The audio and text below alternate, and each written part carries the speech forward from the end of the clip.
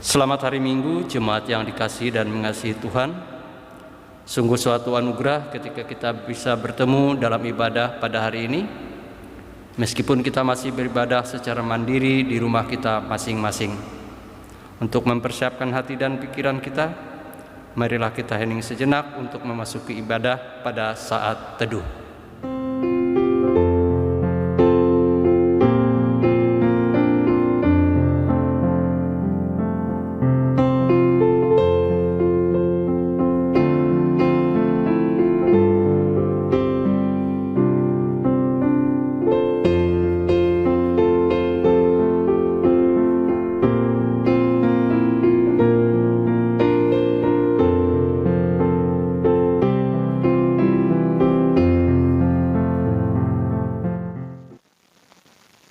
Saya undang untuk berdiri.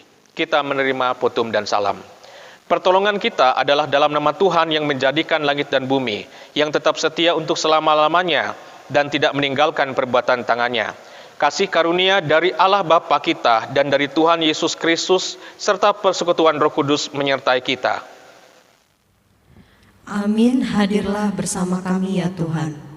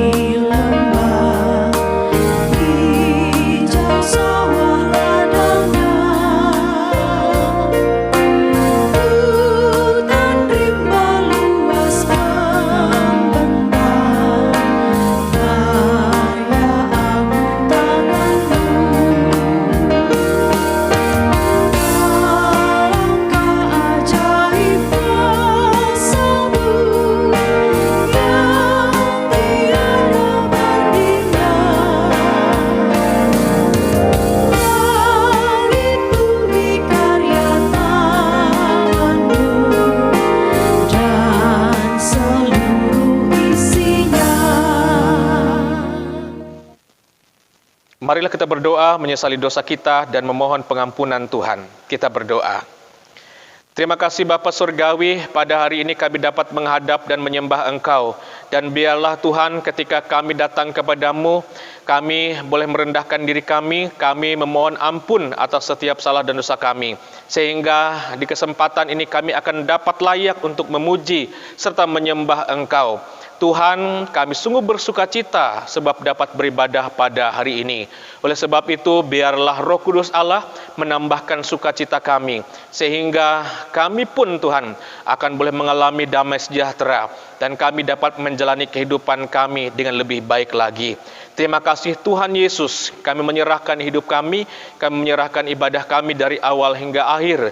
Hanya dalam nama Yesus kami berdoa. Haleluya. Amin. Dengarlah petunjuk hidup baru, sebab aku ini Tuhan Allahmu memegang tangan kananmu dan berkata kepadamu, janganlah takut, akulah yang menolong engkau.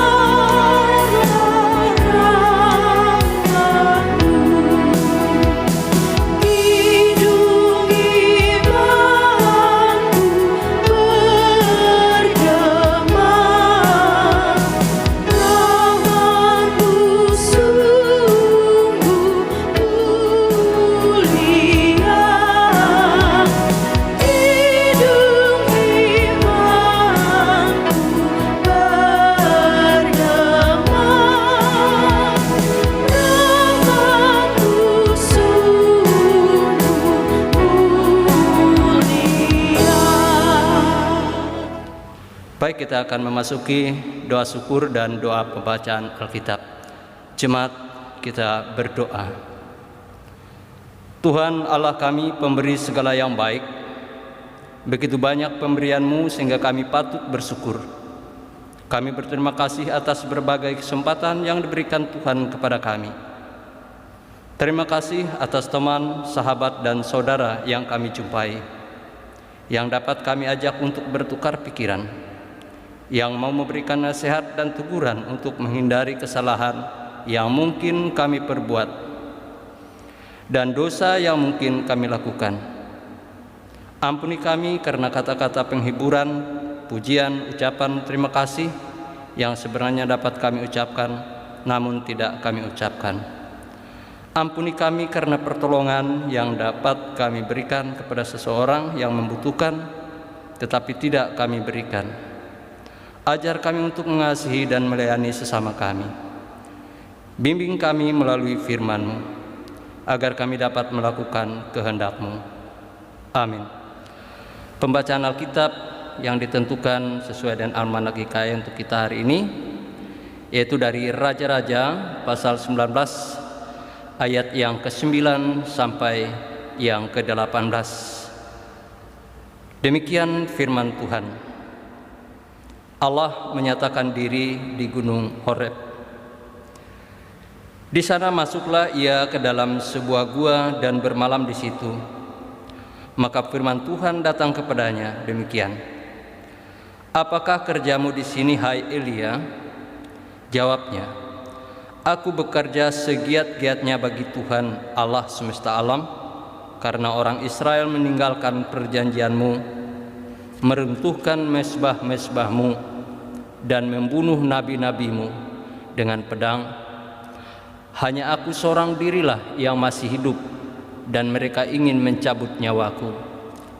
Lalu firman-Nya, keluarlah dan berdiri di atas gunung itu di hadapan Tuhan.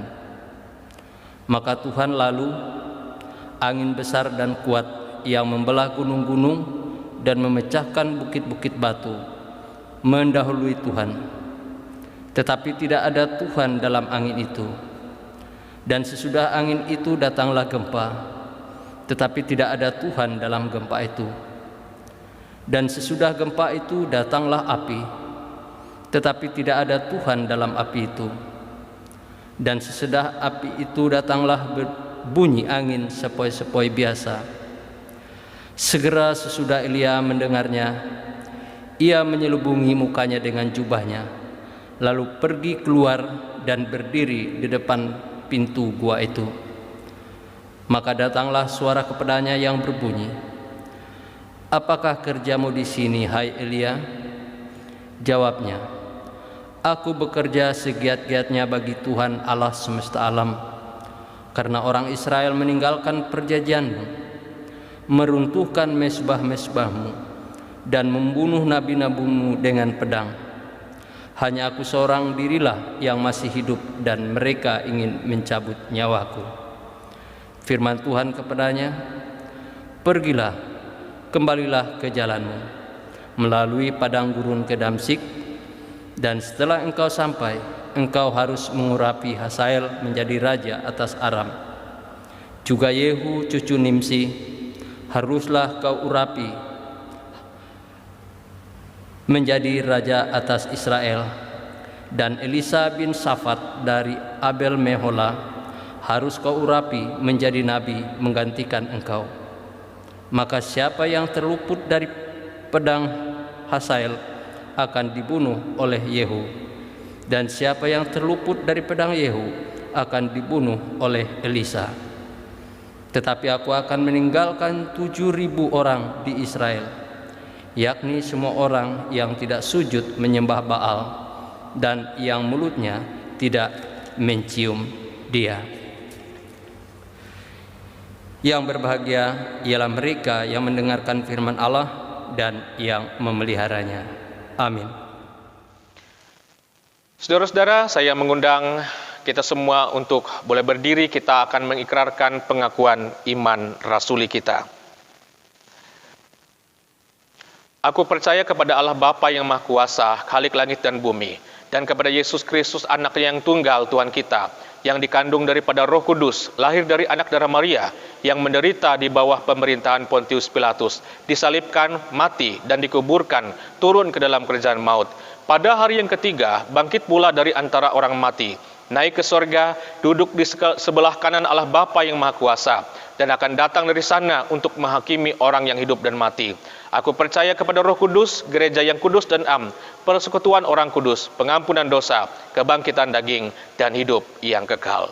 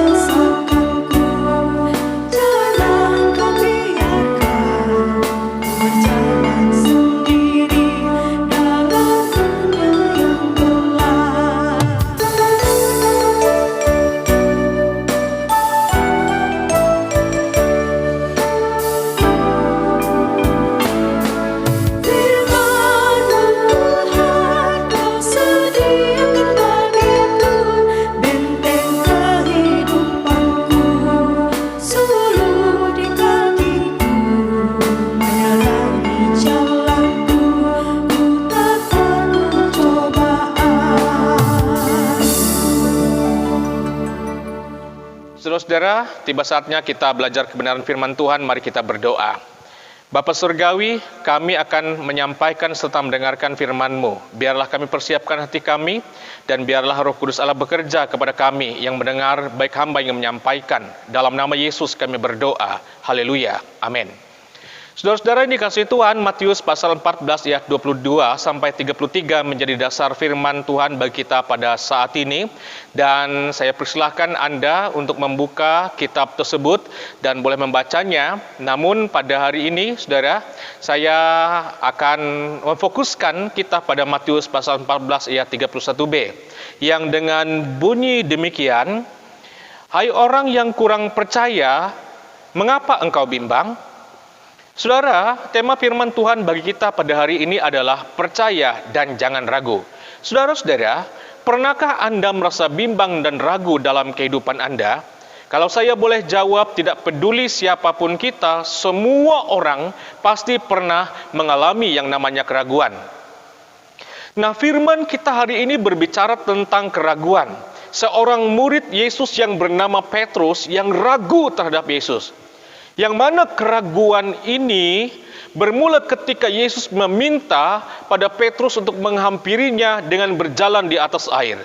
Dan Petrus berhasil melangkah dan berjalan di atas air, namun karena ada tiupan angin yang kencang dan keras dan gelombang yang cukup kencang, ia pun takut dan hampir tenggelam. Sehingga Yesus berkata, "Hai orang yang kurang percaya, mengapa engkau bimbang?" Saudara-saudara, bimbang dalam bahasa Yunani adalah distazo. Artinya orang yang ragu-ragu. Nah, ragu-ragu ini dapat kita definisikan sebagai ketidakpastian keyakinan atau juga bisa dikatakan kurangnya kepercayaan seseorang terhadap sesuatu.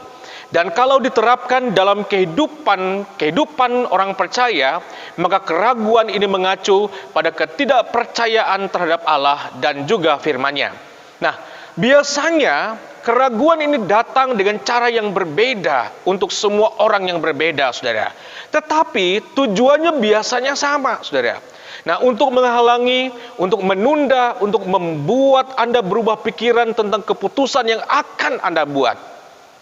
Dan inilah yang terjadi terhadap Petrus saat itu. Kebimbangan atau keraguannya mematahkan langkahnya. Ia gagal untuk meraih dan menghampiri sumber berkat, yaitu Yesus. Keraguannya membuat ia tenggelam. Saudara, bila mau jujur, dalam kehidupan ini kita sering mengalami yang namanya keraguan, kebimbangan atau keraguan. Nah, kita ragu apakah diri ini sanggup. Kita ragu dengan potensi kita. Kita ragu melakukan sesuatu. Kita ragu untuk melangkah. Padahal tinggal selangkah lagi kita akan berhasil. Kita ragu untuk mencoba. Dan yang menyedihkan adalah kita meragukan kuasa Tuhan yang memungkinkan untuk menolong kita. Ingat baik-baik saudara. Keraguan akan bisa membuat kita tenggelam. Bahkan menghilang. Nah saudara pasti mengerti maksud saya. Keraguan itu berpengaruh, saudara. Berpengaruh besar dalam perjalanan kehidupan kita. Keraguan akan membuat kita turun, bukan naik. Keraguan akan membuat kita tidak akan bisa berkembang. Keraguan tidak akan bisa membuat kita menjadi orang yang luar biasa, dan seterusnya.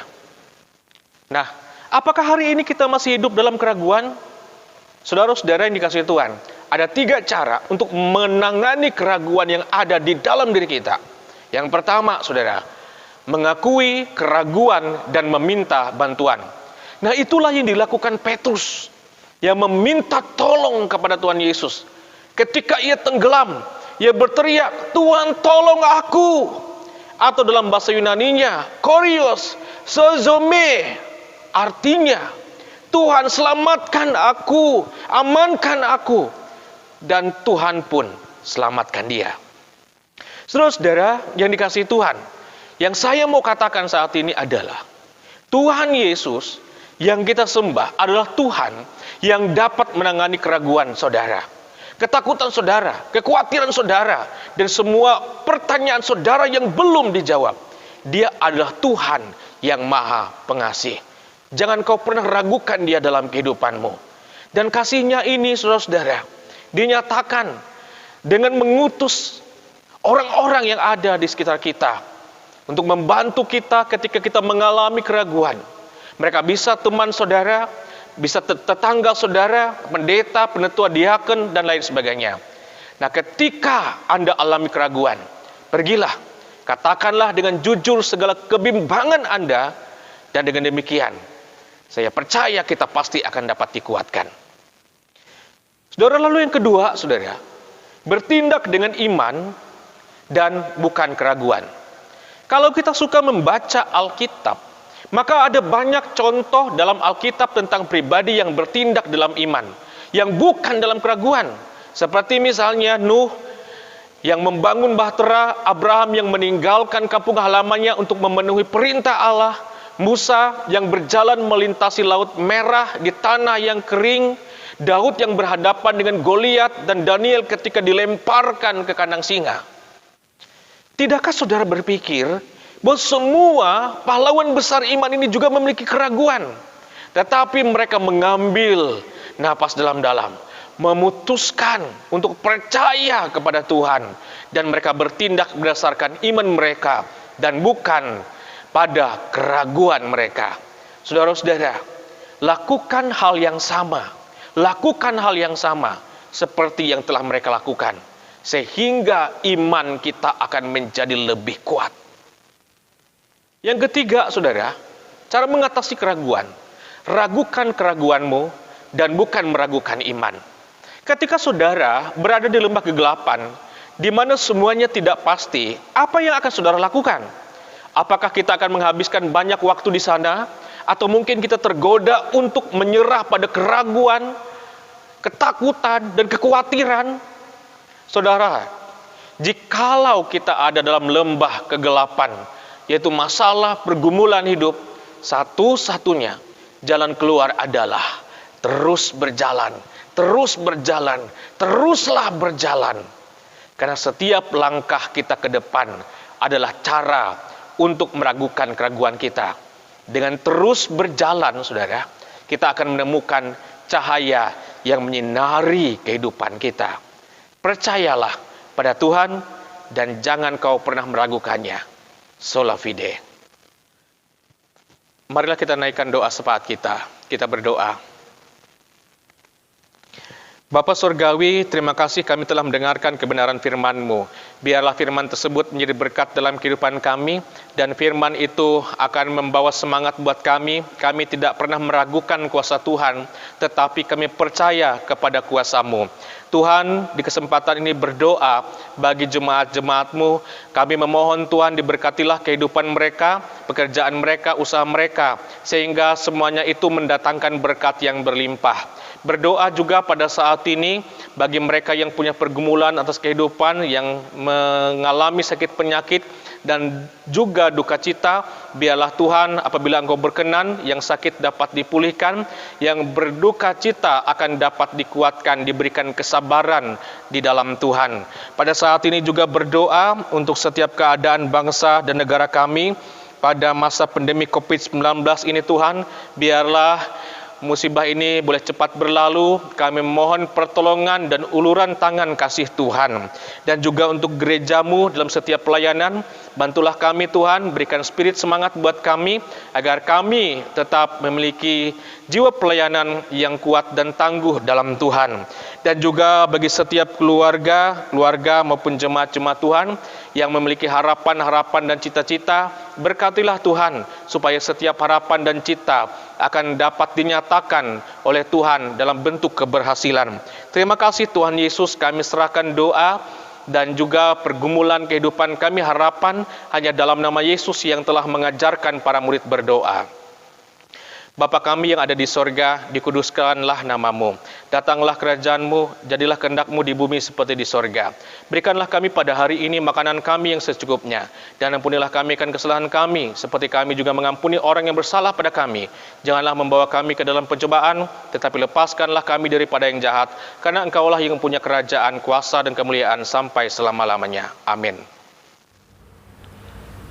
Sekarang kita akan memasuki persembahan syukur kita. Sebagai nas pengantar, kita ambil dari 2 Korintus pasal 8 ayat yang 12. Demikian firman Tuhan. Sebab jika kamu rela untuk memberi, maka pemberianmu akan diterima. Kalau pemberianmu itu berdasarkan apa yang ada padamu, bukan berdasarkan apa yang tidak ada padamu. Sebelum persembahan dikumpulkan, mari kita berdoa. Kristus Tuhan, ajarlah kami untuk memberi, bukan karena kelebihan, melainkan karena keinginan untuk berbagi, sebagaimana Tuhan telah memberi. Ajarlah kami juga untuk mau berbagi, sebagaimana Tuhan sudah bermurah hati kepada kami. Terima kasih Tuhan. Amin. Kita akan menyanyi dari Kidung Jemaat nomor 440 bait 1 dan bait yang kedua di Badai Topan Dunia sebagai pengantar persembahan kita.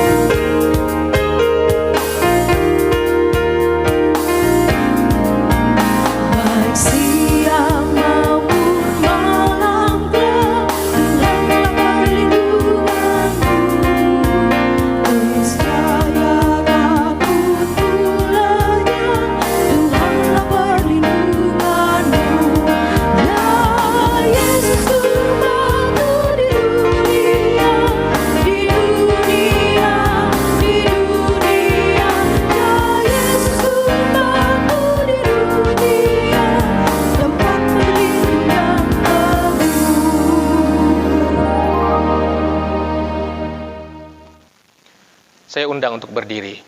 Saudara, kita mengakhiri ibadah kita dengan berkat Tuhan. Tuhan memberkati kita dan melindungi kita. Tuhan menyinari kita dengan wajah-Nya dan memberi kita kasih karunia. Tuhan menghadapkan wajah-Nya kepadamu dan memberi damai sejahtera.